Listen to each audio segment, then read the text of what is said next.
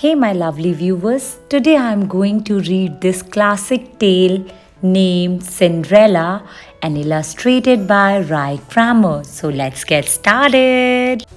Once upon a time, there lived a rich gentleman who had a lovely young daughter. As he grew old and frail, he knew that he would soon die and leave his golden haired daughter alone in the world, so he resolved to marry again. Unfortunately, his choice fell upon a haughty and selfish woman who had two daughters of her own. Now, both the daughters were ugly and selfish and very jealous of their sweet tempered and beautiful stepsister.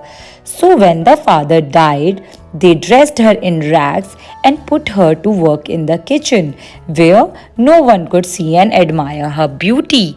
She had to scrub the floors and sweep the rooms, chop the wood and light the fires. Her sister soon gave her the name Cinderella because there was nowhere of her to sit but among the cinders near the chimney. Cinderella had to rise at dawn, but her sisters would lie snoring in bed until she brought them their breakfast. They were so lazy that they would not get up until she had tidied the room and laid out their clothes. Then they would rise and Cinderella would run backwards and forwards between them, helping them to dress while they grumbled and quarreled in their bad-tempered way. Now, in a castle nearby, there lived a handsome young prince. His father, the king, decided that the time had come for his son to choose a wife, so he sent his heralds to the town to make a proclamation. The ugly sisters and their mother, and even Cinderella, hurried to the door to hear the royal message. A great ball was to be given at the palace, and all the young ladies in town were invited. Cinderella wondered if this could mean that she too was to go to the ball. But remembering her rags, she knew that she could not go and sadly returned to her cinders. The stepmother knew that the prince was about to choose a wife, and she thought that if only she could dress her daughters finely enough, he might overlook their ugliness and choose one of them. So off they all went to the grand shops in town, chattering excitedly. Cinderella, laden with parcels, kept up with them as best she could. While they joined the crowd at the windows, poor Cinderella could only peep over their shoulders and catch a glimpse of the lovely clothes. How she wished that she too could choose a fine new gown and plums and ribbons and dainty slipper. At last came the night of the ball, and there was great excitement in the house. Cinderella, find my shoes! Cinderella, come and comb my hair! Poor Cinderella did not know which way to turn as the sisters shrieked and squealed at her.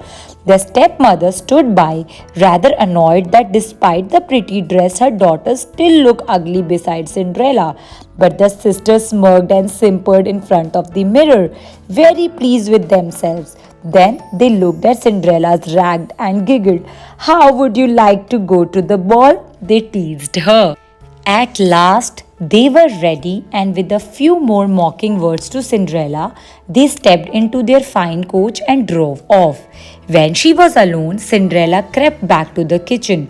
She felt very lonely and unhappy. Oh dear, she said to her puppy as he wagged his tail to show he loved her. Why can't I go to the ball too? Then she sobbed bitterly until she thought her heart would break. The cat and the puppy and two white doves gathered round her, trying to comfort her. They all felt very sorry for Cinderella, for she was so kind and gentle. Suddenly, they were all dazzled by a very bright light, and when they could see again, there stood Cinderella's fairy godmother. Now the fairy godmother felt very sorry for Cinderella, so she said, Dry your tears, Cinderella dear, and we shall see what we can do about going to the ball. Firstly, we must go into the garden for a nice big pumpkin. Cinderella was puzzled, but did as she was told and picked the biggest pumpkin she could find. Fairy godmother waved her wand, and there, instead of a pumpkin, stood the grandest coach you ever saw.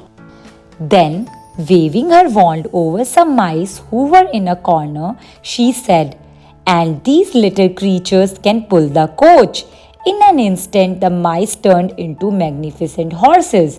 Next, she turned to two rats who had been watching very curiously and turned them into footmen. "Now, my dear, are you ready?" she asked Cinderella. "Oh, fairy godmother, it's a lovely coach, but I can't go like this," cried Cinderella, pointing to her rags. "Oh dear me, I quite forgot," said fairy godmother, and she changed the rags into the loveliest dress and the old shoes into glass slippers. Poor Cinderella could hardly believe her eyes. "Now, my dear, you must hurry to the ball," said fairy godmother. "But first, listen to me carefully. You must leave the ball before the clock strikes 12, for at that moment your dress will turn to rags again. The footmen will become rats, the horses mice, and the coach just an ordinary pumpkin again." So Cinderella promised that she would leave before 12. "Now off you go and enjoy yourself, but remember, before the clock strikes 12, Cinderella nodded and waved happily. Then Cinderella arrived at the palace. The ball was at its height. As soon as she entered the ballroom, everybody stopped dancing and stood spellbound by her beauty. They thought that she must be a princess, so they were not at all surprised when the prince came forward eagerly to dance with her. Cinderella was so beautiful and danced so gracefully that the prince danced with no one else the whole evening. Meanwhile, the stepmother and her daughters looked on. They were angry and disappointed and very jealous of the lovely stranger. They did not recognize Cinderella in all her finery. Cinderella was so happy that she wished she could go on dancing with the handsome prince forever. Presently, he led her outside into the palace gardens, where the moon shone on lovely flowers and trees. Now the prince had decided the moment he set eyes on her that Cinderella must be his wife. As he was very polite, however, he thought that he had better not ask her at once. So instead he said, "Please tell me your name, princess, and where you come from." Just at that moment, all the clocks in the palace began to chime the hour of midnight. With a gasp, Cinderella suddenly remembered her promise to the fairy godmother. There was not a moment to lose. Turning from the prince, she gathered up her skirt and sped as quickly as she could down the marble steps, out of the garden and into her coach. "Wait, wait!" called the prince, running after her, but Cinderella had disappeared. The prince searched everywhere for her, but all he could find was one of her tiny slippers, which had fallen off, and she ran. He picked it up carefully and sadly returned to the palace.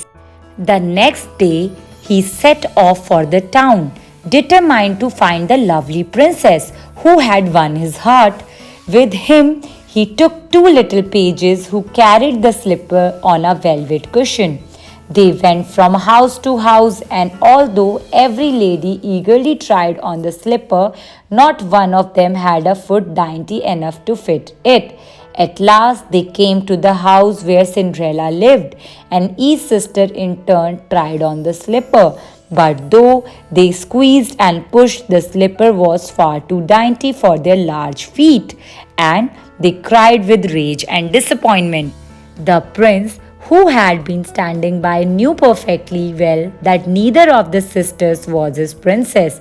He was preparing to leave when he saw Cinderella. She had been peeping at him shyly from behind a curtain, sure that he would never recognize her in her rags. "Won't you please try on the slipper?" he asked her, much to everybody's amazement. Of course, it fitted perfectly, and suddenly Cinderella's rag began to change again into the fairy gown she had worn at the ball. The prince knelt at her feet, overjoyed, and the little pages clapped their hands in glee. The end. Hey, my lovely audience, I hope you really enjoyed reading this amazing classic fairy tale along with me. If you really like it, then do subscribe my channel and tell me in comment section which book should I read next. And don't forget to comment. Thank you. Bye bye.